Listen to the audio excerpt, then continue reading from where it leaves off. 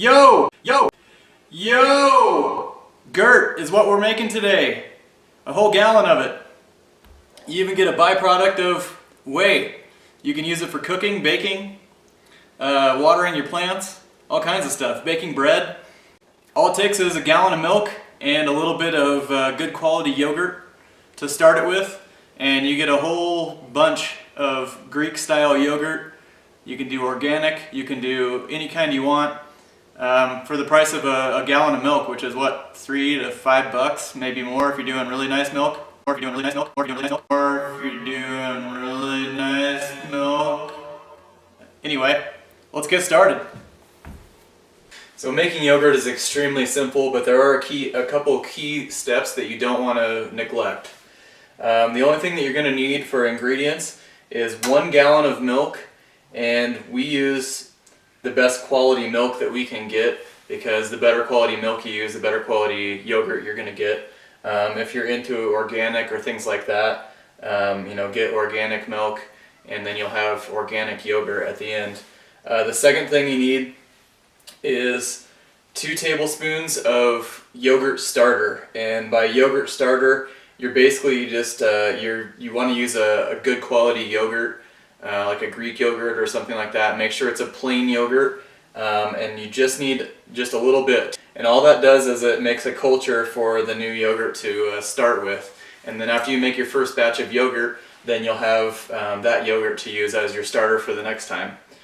For tools, you need, of course, the Instant Pot, which makes life super easy for yogurt. It's like a turbocharged crock pot. You'll need a thermometer. You can either do a digital, which we use one with a probe because it can actually go into the pot with the lid closed, and it makes it so you can see the temperature on the outside of the pot without having to open it. Otherwise, we've been known to use the old thermometer like that too, just a standard thermometer. And then you'll need a whisk, and you will need either a towel or a cheesecloth or a yogurt strainer. Just need that because it will separate the yogurt solid from the whey when you get to that point. So let's get started. Alright, so our first step is we're going to dump this entire gallon of milk into the Instant Pot.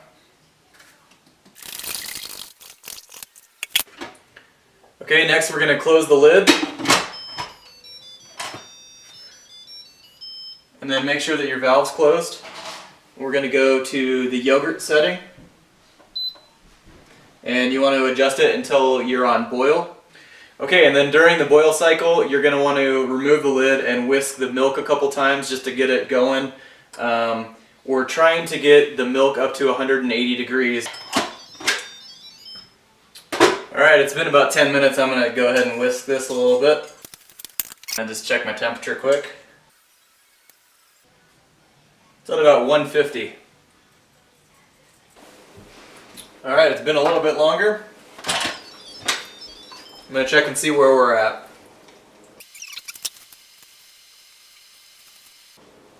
Alright, looks like we're up to about 195. It's actually not too big of a deal if you go over, you just don't want to burn it. Our next step is to get the milk down to 95 to 110 degrees, somewhere in there. You can do that by setting it in cool water. You want to remove this pot out of the actual Instant Pot. You can also use an ice bath if you want to speed up the process a little bit. During the cooling process, you want to whisk every few minutes just to keep that temperature consistent through there, and just to keep the consistency of the milk. So we're going to do that next. Alright, I've got my yogurt in the ice bath. The temperature's come down a little bit already. Looks like we're about 150. I'm going to check this every 5 minutes or so and just give it a good whisk, and I'll see you when we're down to 95 to 110. Okay, once you're cooled down, you want to take just a little bit of milk out of your container, and then add your 2 tablespoons of starter yogurt into that milk. And then you want to whisk it thoroughly. Okay, and then we're going to go back into the Instant Pot with the starter and the milk that you took out mixed together. And then this is going to go back into the Instant Pot. Put your lid on. So you want to be on yogurt. We do 9.5 hours. The minimum is probably 8, but you could do anywhere between 8 and 10, but that will adjust your tartness of the yogurt. We've tried quite a few different ones. We like about 9.5 hours the best.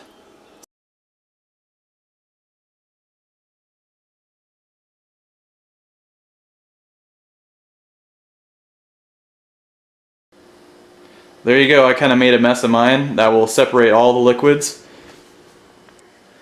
Alright, mine has been straining for about 3 hours now. I actually went ahead and threw it back in the refrigerator. But you can tell when it's starting to get the way we like it because it separates from the towel. It's more of a solid than a liquidy type yogurt. You can kind of see how it'll just actually just roll off the towel. And then there you can see the whey is separated at the bottom. So this next part can be tricky, not making a mess. But if this is good and drained, it should just kind of roll off the towel into the bowl.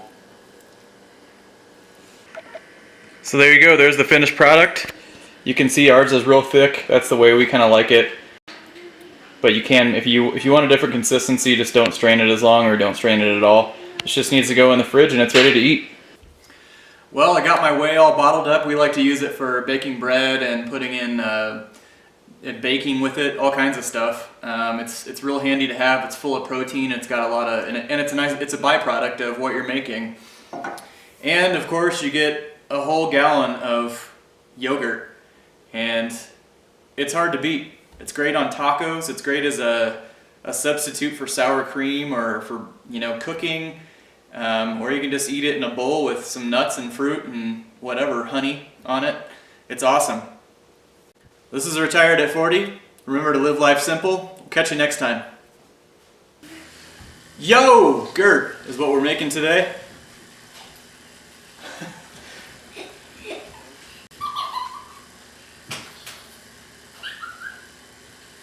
Yo! Gert is what we're making today. I just made a...